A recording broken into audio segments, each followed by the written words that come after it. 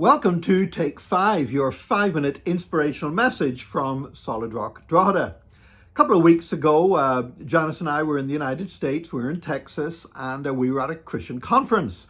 And we went to a particular function at that conference, and we didn't bother having breakfast before we went because it was advertised that there was going to be a continental breakfast being served before we went into the meeting. Well, I don't know what continent it was, but there was no food whatsoever. It was just tea and coffee. That's not what I call a continental breakfast.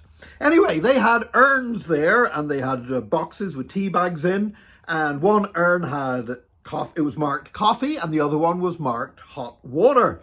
The only problem was, whenever I filled my cup from the urn called coffee, I don't know how they could tell the difference between the so-called coffee and the hot water, because it was really just like brown water, light brown water, with a very weak coffee taste. Unfortunately, Americans like to drink their coffee really weak. And that's no good for me. Why? Because if I want water, I'll drink water. But if I want coffee, I'll drink coffee, and I want my coffee to be as different from water as possible.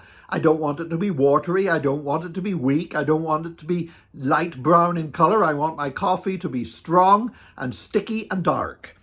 I want my coffee to be as different from water as possible. That's why normally I would drink espresso coffee and sometimes even a ristretto coffee. A ristretto is basically a double strength espresso. In fact, when my daughter was training as a barista with Costa Coffee, the manageress said, "I'm going to show you today how to make a ristretto." She says, "You won't make very many of them. The only person who ever comes in here and orders them is your dad."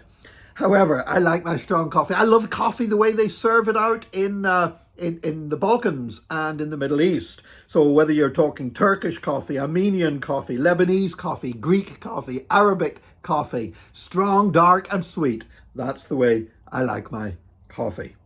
But you know, that principle that I have, that I don't want my coffee to be anything like water.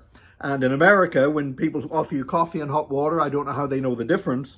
But that principle is one that has a gospel application as well. If you think of water as being what the world is like, we are to be as different from the world as possible.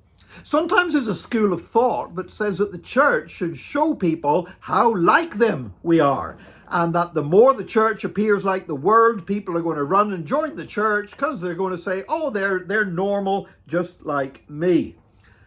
The problem is, the church does not exist to just reinforce people in their place in the world.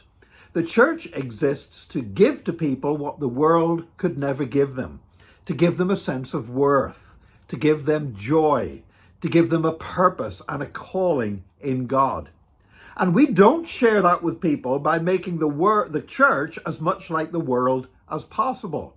The world is supposed to be different. As the New Testament says, we are a peculiar people.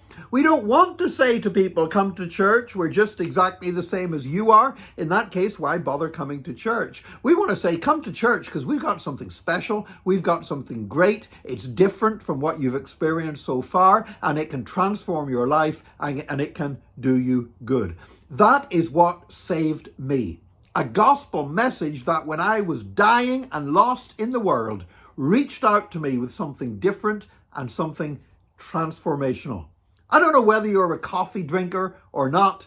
Maybe you're somebody who likes weak coffee. Maybe you would go, "Ugh," and spit out the coffee that I like to drink. I guess we all got different tastes. But next time you order a cup of coffee, and whether the coffee comes the way you like it or not, take time to remember that we are not supposed to be like the world. And if you think of the world as water, then we are to be as different from that as possible, because we've got something special that we can share with people. And may God help us to live as a church that is different from the world and yet is still attractive to draw people from the world.